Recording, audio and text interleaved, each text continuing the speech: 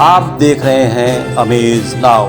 गंगा, यमुना, राप्ती और गोमती के तटवर्ती इलाकों से खबरें आप तक। नमस्कार, सत्य घटना के नए अंक के साथ मैं सुगंधा। शुरुआत करते हैं आज की मुख्य घटनाओं से। वादाखिलाफी का आरोप लगाते हुए आंगनबाड़ी कार्यकर्त्रियों सहायिकाओं ने पीडब्ल्यूडी संघ भवन पर किया विरोध प्रदर्शन।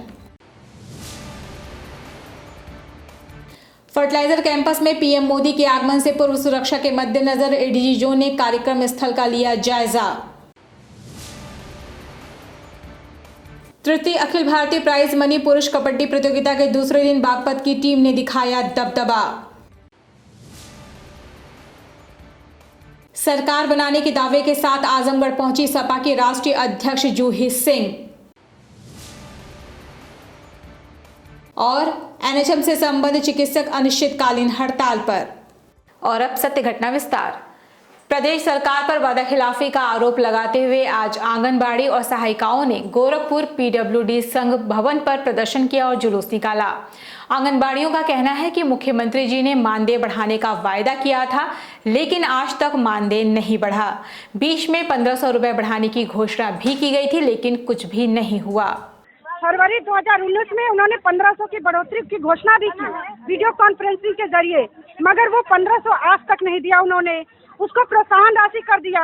हम योगी जी से पूछना चाहते हैं कि पूरे उत्तर प्रदेश में क्या आज तक कोई एक आंगनबाड़ी ऐसी नहीं हुई जिसको 1500 की प्रोत्साहन राशि वो दे सके।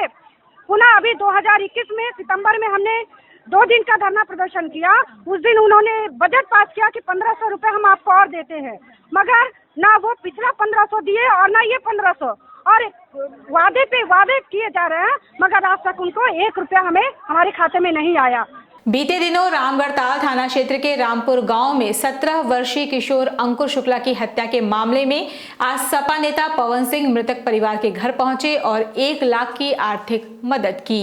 इस मौके पर सपा नेता पवन सिंह ने कहा कि पीड़ित परिवार की सुरक्षा, आर्थिक मदद और परिवार के एक सदस्य को नौकरी के साथ ही फरार आरोपियों को गिरफ्तार किया जाए। आप सभी लोगों के माध्यम से मैं मांग करता हूं कि पीड़ित परिवार को, अंकुर शुक्ला के परिजनों को उत्तर प्रदेश शासन अविलंब 50 लाख रुपए का मुआवजा दे। पीड़ित परिवार को तत्काल प्रभाव से एक परिजन को एक सरकारी नौकरी की व्यवस्था दे।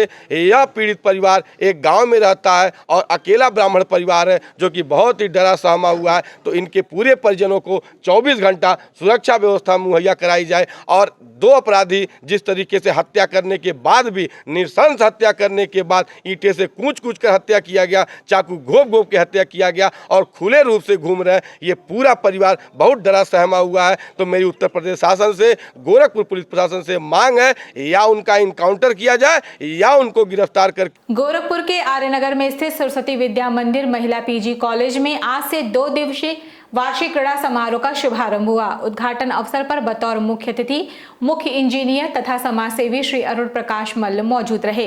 प्रतियोगिता के दौरान बैडमिंटन, शतरंज, खो-खो का खेल आयोजित किया गया। इस संबंध में क्रीड़ा समारोह के आयोजक डॉक्टर अशोक पांडे ने कहा कि शिक्षा के साथ ही खेल में भी छात्राओं का उत्साह बढ़े, इसलिए इस क्रीड़ा प्रतियोगिता का आयोजन किया गया। उद्देश्य यह है कि हम इनका होल विकास करना चाहते हैं और केवल शिक्षा से ही विकास नहीं हो सकता है, साथ साथ इसके जब तक हम उनको खिलाएंगे नहीं, शारीरिक विकास नहीं होगा, तब तक इनका होल विकास नहीं हो सकता है। इस तरह खेल को भी शिक्षा के साथ जोड़ करके दिया जा रहा है। गोरखपुर के रीजनल स्पोर्ट्स स्टेडियम में चल रहे तृतीय अखिल भारतीय प्राइज मनी पुरुष कबड्डी प्रतियोगिता के दूसरे दिन पहला मैच बागपत और सीआरपीएफ के बीच खेला गया, जिसमें बागपत की टीम विजयी रही, जबकि दूसरा मैच उत्तर प्रदेश और दिल्ली के बीच खेला गया, जिसमें उत्तर प्रदेश की टीम ने दिल्ली को 50-19 के अंतर से हराकर प्रतियोगिता में शानदार जीत से आगाज किया। इस संबंध में क्षेत्रीय क्रीड़ा अधिकारी ने कहा कि विजयी टीमों को नगद के साथ ही ट्रॉफी भी दी जाएगी। ब्रह्मलीन परम पूज्य महंत वैद्यनाथ जी महाराज तृतीय अखिल भारतीय प्राइज मनी पुरुष कबड्डी प्रतियोगिता 2021 में कल ये प्रतियोगिता स्टार्ट हुई थी और आज इसमें जो है अभी जो मैच हुआ है फाइनल, वो बागपत एकेडमी और सीआरपीएफ के मध्य हुआ, जिसमें सीआरपीएफ की टीम ने 34 अंक बनाए और बागपत एकेडमी ने 38 अंक बनाए। इस प्रकार से 4 अंकों से बागपत एकेडमी विनर रही है। अभी दूसरा मैच चल रहा है और ये दिल्ली और उत्तर प्रदेश के बीच है। उत्तर प्रदेश की टीम 25 अंकों के साथ में और दिल्ली 10 अंक हैं।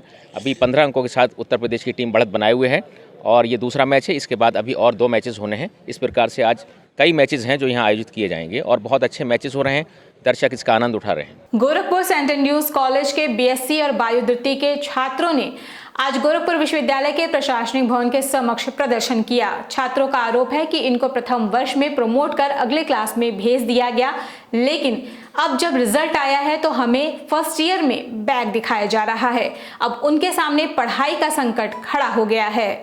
हम लोग को फर्स्ट ईयर में प्रमोट किया गया था, फर्स्ट ईयर में प्रमोट किया था, उसके बाद हम लोग का सेकेंड ईयर में अप्रूव कर दिया गया, अप्रूव मतलब इनकम्प्लीट कर दिया गया। अब अगर हम लोगों को फिर रिजल्ट आया तो इसमें यह हुआ कि हम लोग फर्स्ट ईयर का जो है फेल हो गए।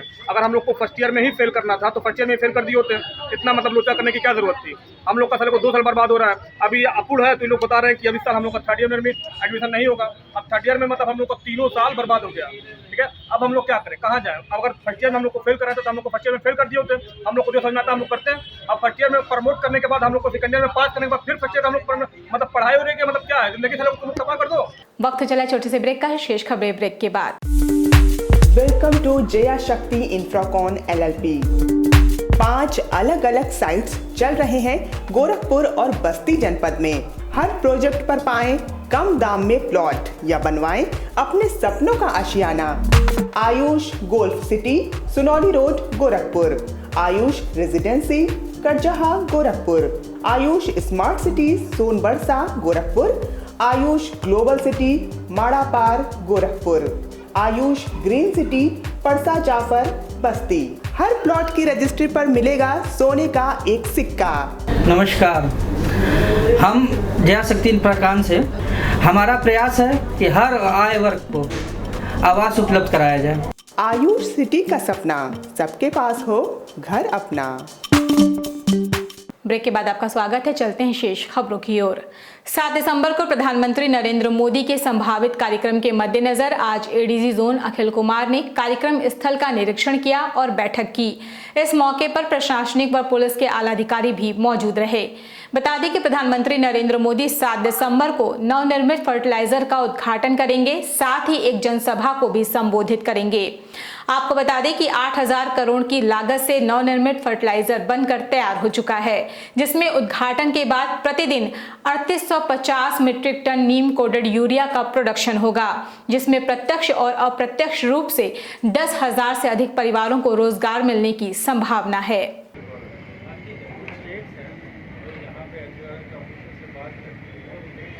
पुरानी बस्ती थाने की पुलिस, स्वाट टीम व सर्विलांस टीम की संयुक्त कार्रवाई में 3 शातिर बदमाशों को अरेस्ट किया गया है।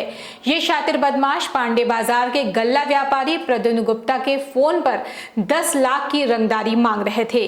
रंगदारी न देने पर व्यापारी के बेटे को जान से मारने की धमकी दे रहे थे। इस गैंग का मास्टरमाइंड श्रवण पटवा है, जो वॉल्टरगंज थाने का हिस्ट्री शीटर है। इसके ऊपर 1 दर्जन से ज्यादा मुकदमे दर्ज हैं। इसके अलावा नीरज पटवा व भोला निषाद को भी पुलिस ने अरेस्ट किया है। पीड़ित व्यापारी ने इसकी शिकायत पुरानी बस्ती थाने पर की।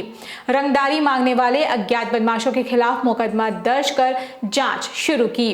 पुलिस की जांच में श्रवण पटवा, जो इस गैंग का मुखिया है, पकड़ा गया।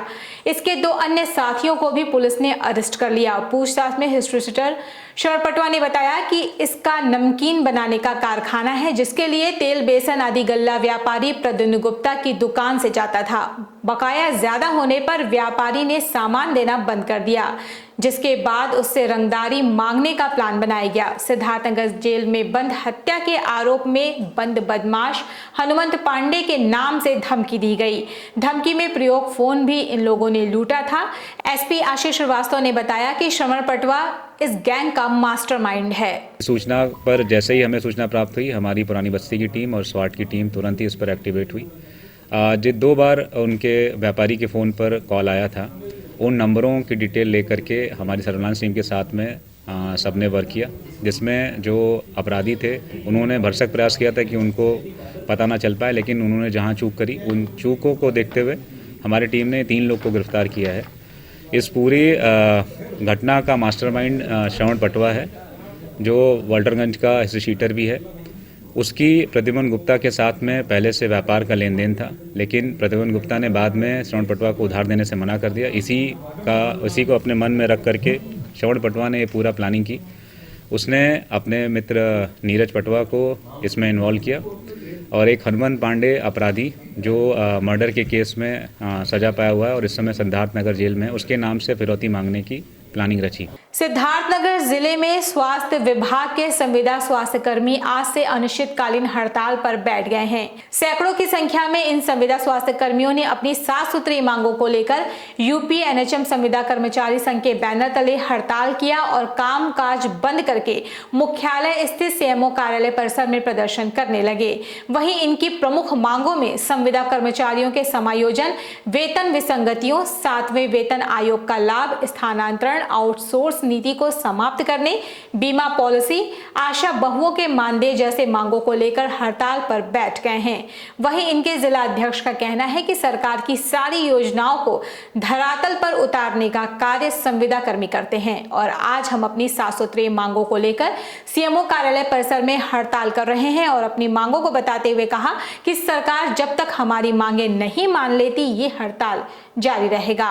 7 सूत्री मांगों में हमारा प्रमुख मांग है कि एक मानव संसाधन नीति तैयार की जाए जिसमें सभी को समान कार्य समान वेतन, सभी के लिए एक मेडिकल सुविधा हो, सभी का एक सम्मानजनक जीवन यापन करने की रणनीति बनाई जाए।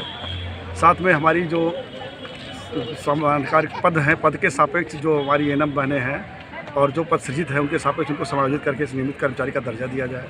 आशाएं हमारे साथ जुड़ी हुई हैं, इतने विगत 10-12 सालों से वो समाज सेवा करते चली आ रही हैं, उनका कोई मूल वेतन नहीं दिया, उनको कोई कर्मचारी नहीं, उनके लिए कम से कम 10,000 का वेतन निर्धारित किया जाए और उनको राज्य कर्मचारी का दर्जा दिया जाए। मामले में जिले के सीएमओ डॉक्टर संदीप चौधरी ने कहा कि जो एनएचएम के कर्मचारी धरना दे रहे हैं उनकी प्रमुख मांगों पर हमारे विभाग के उच्च अधिकारियों द्वारा विचार करके सहमति दे दी है, इसलिए ये धरना अवैध और अनुचित है। ये जो एनएचएम के कर्मचारी धरना प्रदर्शन में बैठे हुए हैं, इनकी द्वारा दी हुई ज्ञापन के आधार पर प्रदेश भर में जो ज्ञापन दिया गया है और उस पर हमारे विभाग के एसएस महोदय का वक्तव्य कल शाम को आ गया और उनकी मुख्य सारी मांगों पर उन्होंने विचार करके सहमति दे दी है।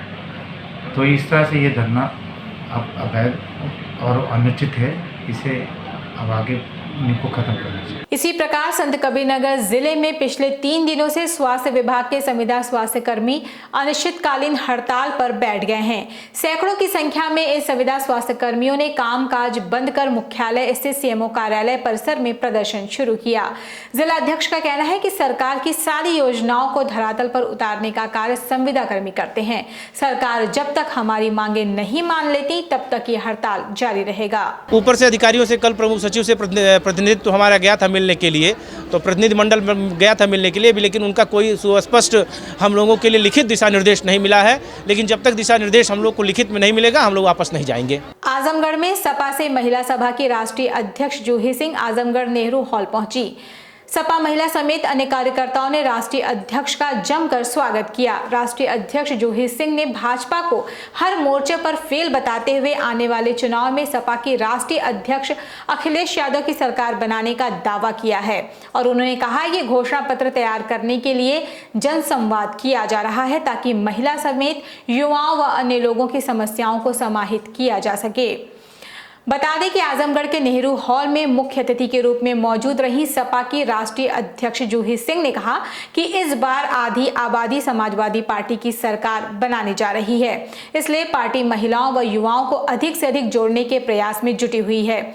उन्होंने ये भी कहा कि पिछले 3 माह से जनसंवाद की श्रृंखला चल रही है, इसके लिए मैं आज आजमगढ़ भी आई हुई हूँ। वहीं जूही सिंह ने कहा कि महंगाई, पेंशन, आवास, बेरोजगारी, महिलाओं के प्रति अपराध जैसी समस्याओं को हल करेंगे जिससे घोषणा पत्र में रखा जाएगा।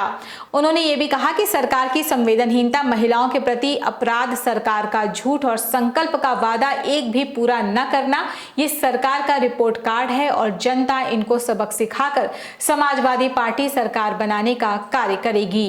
आजमगढ़ हमारा क्षेत्र है, हमारे राष्ट्रीय अध्यक्ष का क्षेत्र है, बहुत ही मजबूत क्षेत्र है समाजवादी पार्टी के लिए और आधी आबादी महिलाएं इस बार सरकार बनाएंगी। हम लोग को दायित्व मिला है कि महिलाओं को जोड़े, युवाओं को जोड़े, उनकी समस्याओं को, उनकी कठिनाइयों को अध्यक्ष जी तक पहुंचाए। समाजवादी पार्टी की सरकार बन गई है और आजमगढ़ से हम हर सीट जीतेंगे, महिलाओं के योगदान से जीतेंगे और उनकी कठिनाइयाँ दूर होंगी। सत्य घटना में ये थी अब तक की खबरें। तेज, सटीक और ताज़ी घटनाओं को जानने के लिए जुड़े रहें अमेज नाउ के फेसबुक पेज, यूट्यूब चैनल और वेब पोर्टल से।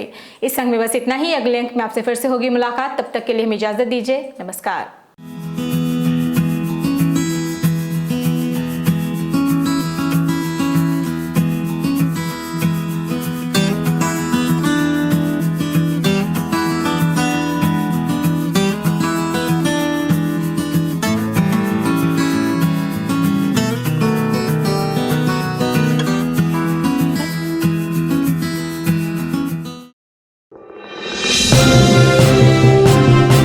आप देख रहे हैं अमेज नाउ।